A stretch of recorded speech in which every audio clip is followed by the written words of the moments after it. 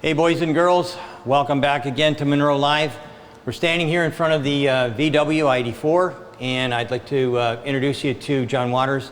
He's with Sabic. Sabic and Munro had a little team exercise, and as I mentioned when we did the original battery teardown and whatnot, I said that we were going to come up with a redesign, and I'm going to show you how that redesign was done.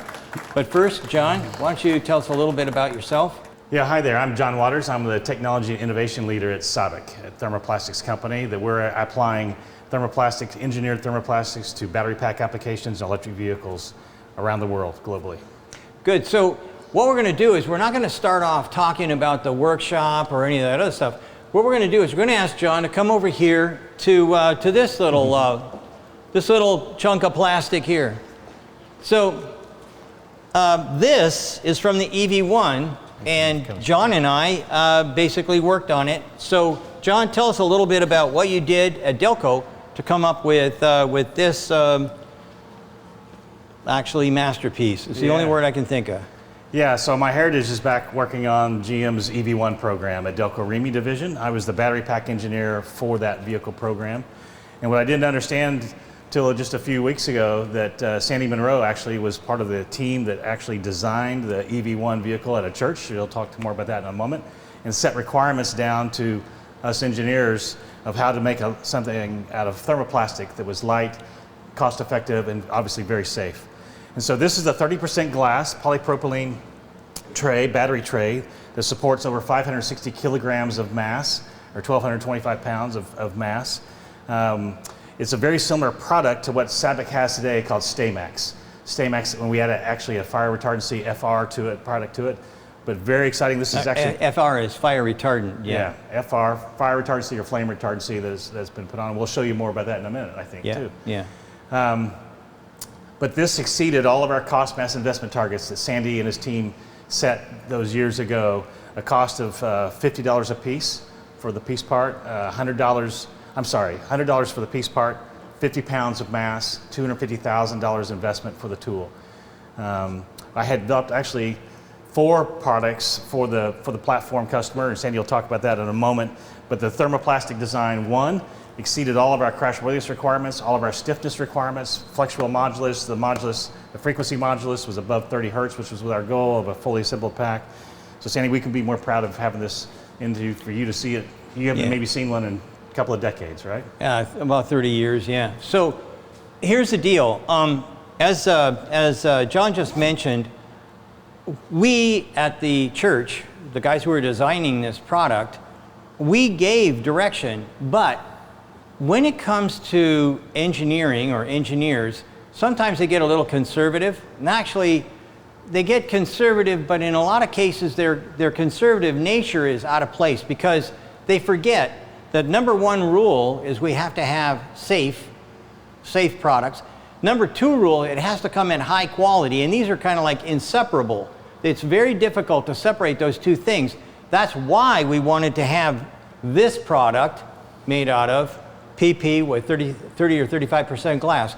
At the end of the day, somebody got in the way. There's always a Luddite, and they made Delco jump through hoops, make a steel one, make an aluminum one, make a SMC one, a sheet molded compound one.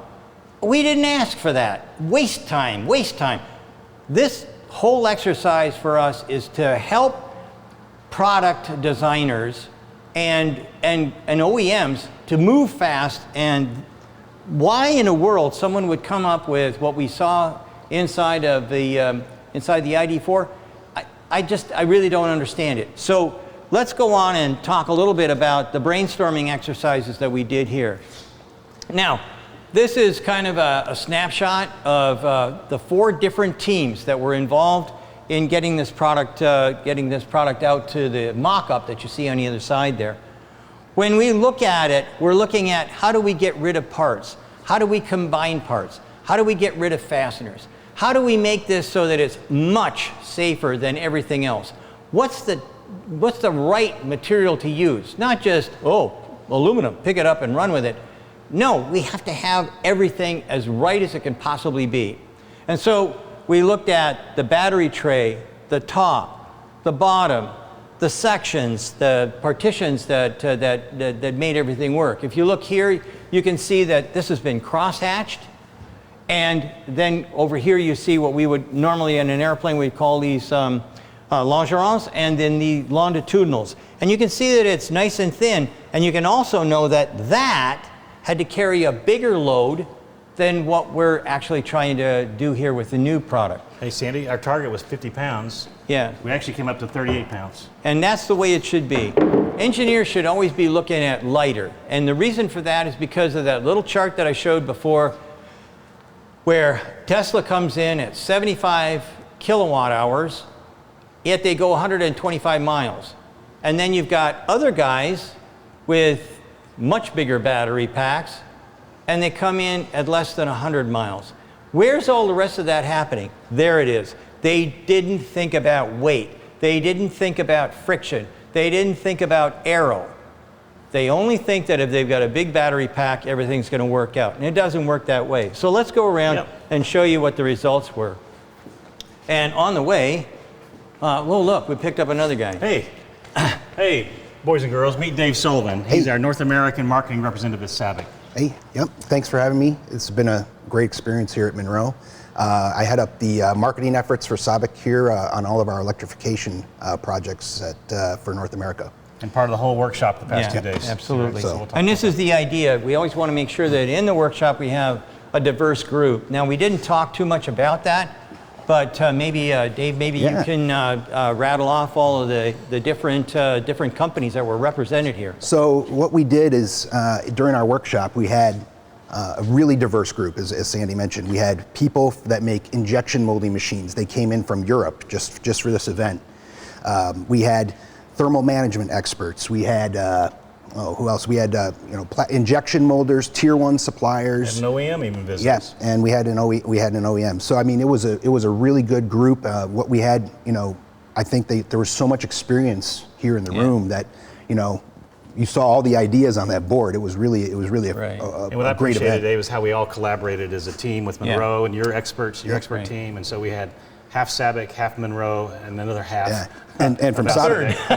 Experts. And the Sabic guys, we had all the chemistry experts here, the scientists that came up, and so There were 40 people. Yeah, there was 40 people. It was a full house. But you know what was really amazing to me was the kickoff.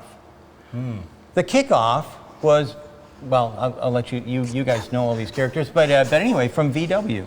Yeah, we had Matt Renna from VW, formerly at Tesla, joined us. It was, I think that goes to show that, OEMs are really, they are open to hearing, what happens here at Munro and how they can improve their products. Good ideas always work, right? Well, and the other thing is there's been a steady stream of OEMs since we finished off the workshop. They're kind of interested.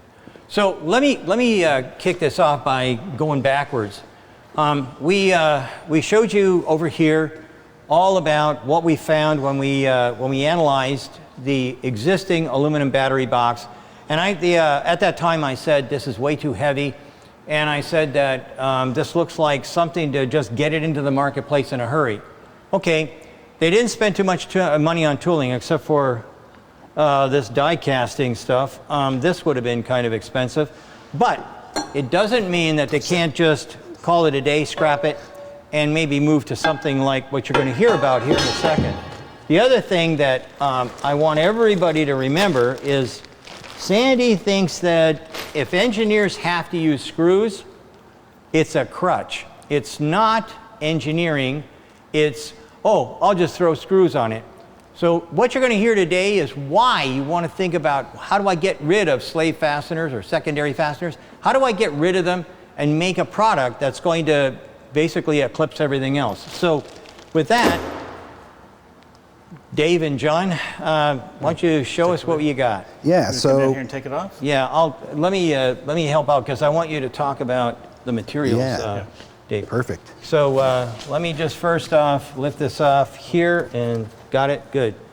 Okay, so John and Dave are gonna kind of walk you through how all this stuff was developed and all the kind of cool ideas that we've come up in the last few days.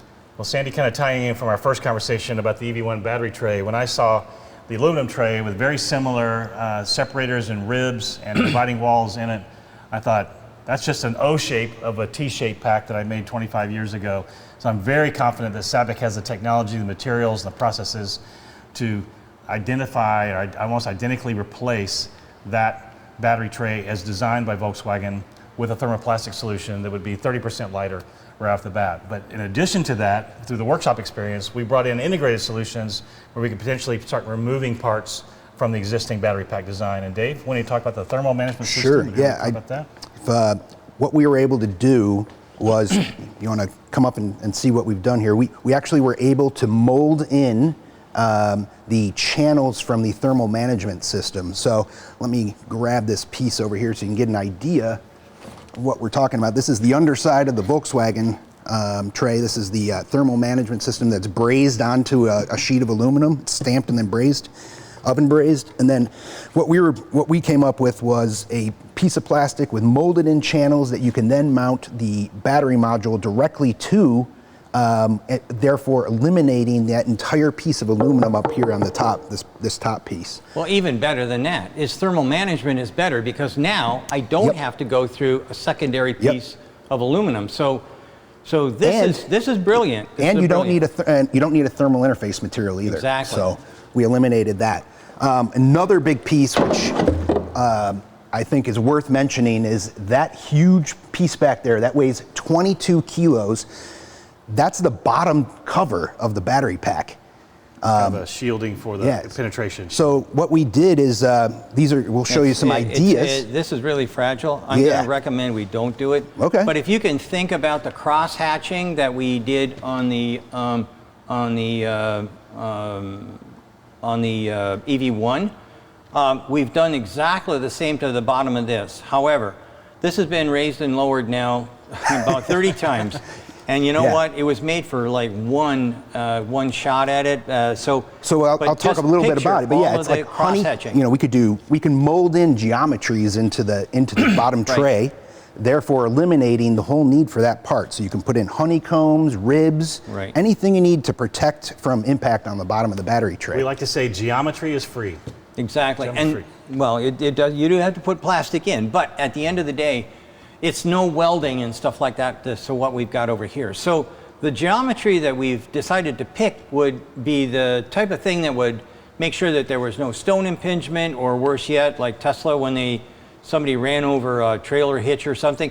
That kind of stuff will all be protecting the battery packs inside. Yeah. And now, the big thing though, the big thing for us is, what in the world, or how are we going to make all these things happen as far as extracting the heat and the cooling that we're going to need for these batteries? And that's a second thing that we've designed in the workshop. Why don't you guys dive into what we're looking at here as far as a new battery pack? Yeah, so primary on all battery packs in electric vehicles is safety, right? That's the #1 requirement. But then we started thinking about how can we make the battery cells and everything more safe and potentially make them structural members and remove parts. So this was just an idea. We came to the workshop where if we could replace the modules themselves as individual units with two of them going into a single component and potentially thermal shielding that with Stamex FR material, we could make this a structural component and maybe eliminate even necessary ribs that would go in between here. So just trying to think of integrated design, systems integration, but getting back to the safety aspect, a big feedback we're getting from OEMs all over the world is this issue of thermal runaway and really maintaining, quenching a fire if a fire did happen to occur inside the battery cells or from externally from a bonfire test coming back in. So Dave's going to show us a couple examples of what happens to 1,000 degrees Celsius flame and what it does to Stamex FR. So this is a plaque that we molded. It is a 4 millimeter thick plaque of Stamex FR with a 30% long glass fiber. We subjected it to a flame for 5.5 minutes, and it, as you can see, it just kind of bubbled up a little bit, and it's called intumescent material. Yeah, the foaming up. The good news is on the other side, it It didn't break through. And the even better news is that we kept the temperatures down right around 200 degrees, I believe. Yes, 200 degrees on this side, so if it was backed up to a battery cell, it would not cause another thermal event. So this was 1100 degrees C, it's 2000 degrees Fahrenheit, and we were able to contain the fire, and when the second you took the flame off, it extinguished itself. So it's amazing what plastic can do these days. So that's kind of like what you can do with their product. So let's look at what happens when we look at these covers and whatnot made out of aluminum. Exact same oxyacetylene torch, same heat. That does not look happy.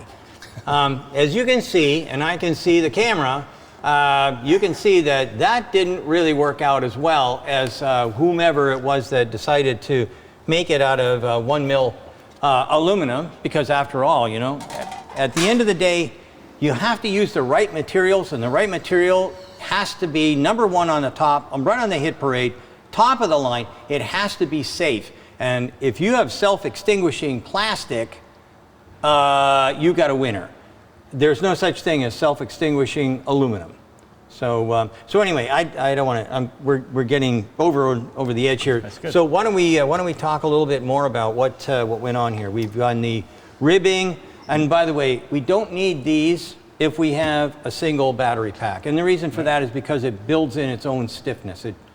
It doesn't matter. Plus, it's sitting on top of that matrix down below, and we've got the coolant that's cooling directly to the bottom of the battery pack. But the more exciting thing is this battery pack is now 75% composite, right? So. Yeah, I think we can walk through some of the results too. All the results are there behind you, Yeah. but we may just talk about the cover lastly. Yeah. The cover is better. Obviously out of a Stamex FR material as well, and we can put it on here, seal it, we can bond it without fasteners, and it provides another layer of thermal runaway resistance. So just another lightweight, inexpensive component to give you extra safety and extra structural box structure, which is the greatest thing you could have in a battery pack. So we could get rid of that big bag of fasteners? That big bag of fasteners is 100% gone. I can't remember how many kilos that is, but it's at least 3, maybe 4. So getting rid of, say, 8 pounds of fasteners, again, how do I get range? Not just with a bigger battery. I have to get rid of weight. I have to get better aero.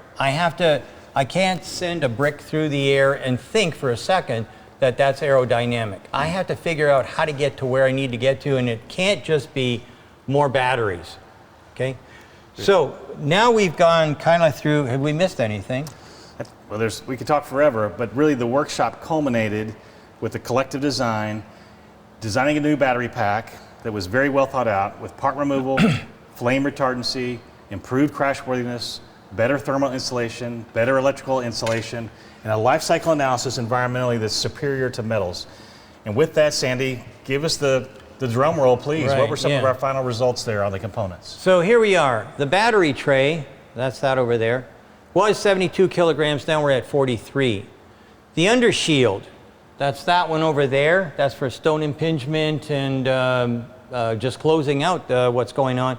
That was 23 kilograms. We got rid of it completely because we put all that structure and stone impingement into the plastic product itself.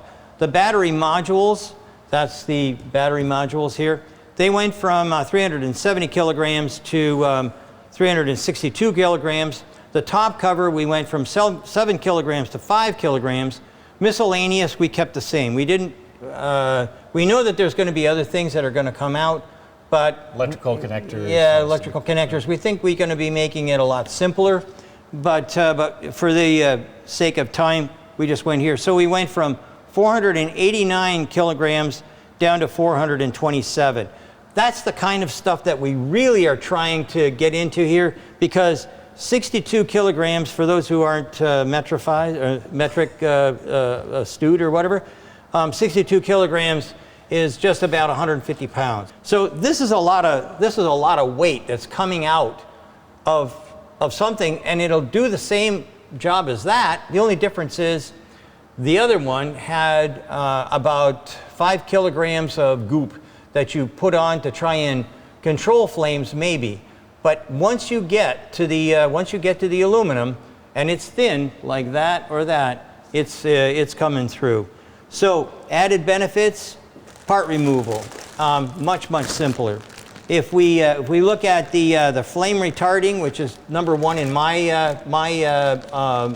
hit parade, we're looking here in that flame retarding stuff. It's already in the plastic.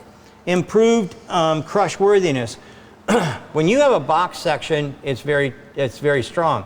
But if you add the webbing and the cross hatching or the honeycombing, the strength requirements, the strength improvements are astronomical. They're exponential. And then down here we've got the electrical insulation. We now know that we can make this a little better by utilizing, again, the plastic to control any sort of flame that might happen. And then the last one is life cycle. This stuff here will last as long as the batteries. And now Tesla's talking about battery packs that'll last 1 million miles and whatnot. I think that this is something that I think everybody should look at it. And now I'm going to tell you something else that I'm not sure whether this is going to really resonate with Sabic, but I have to be honest. There are only two ways that you're going to be able to hit production volumes if you're going to try and make a lot of electric vehicles. One is going to be die casting, and that's just what Tesla has gone with. But Tesla has bought the next 12 machines that can do those types of castings. What are the rest of the world going to do? The only other option is injection molding.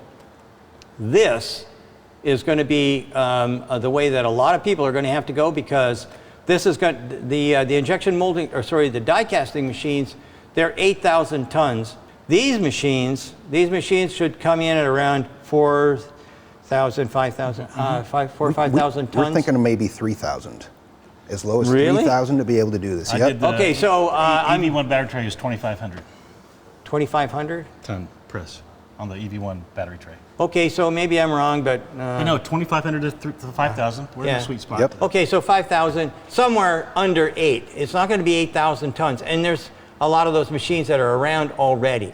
In fact, you guys have one for 4,200, right? Yeah, we have one at our facility for prototyping. But we were working with, we had the supplier that makes those Engel in here this week for Yeah. the workshop. Yeah. They said they're ready to make a machine. You tell them what size you need, they'll do it just for this application. So, Well, if you're an OEM out there, all your information will be at the end of this, at the end of the Yep. little video, and so they can contact you, Sure. Dave or John or whomever. It'll all be there. Can we say goodbye to boys and girls? Well, you can, but I'm not quite done yet. So the last thing is, yes, we are going to be doing the Tesla Model S Plaid. We have it on order, and we're going to do a road trip first, similar to what we did before. Only this time, instead of going to the West Coast, we're going to head south and try and catch some of the people that asked us to kind of visit them. So we're going to probably go from Detroit down to Atlanta, maybe a little further south, then on to the East Coast, up the East Coast to maybe just north of Boston or something like that. Then cross from Massachusetts into Pennsylvania and New York, and then back to Detroit. So that's kind of like what's happening.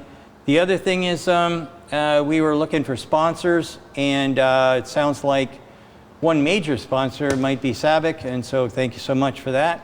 We'll hold off on talking to sponsors because these guys might be the guys that are going to sponsor the whole trip. So anyhow, this is pretty much the conclusion here, and keep tipping those cashiers, and Goodbye, boys and girls. boys and girls.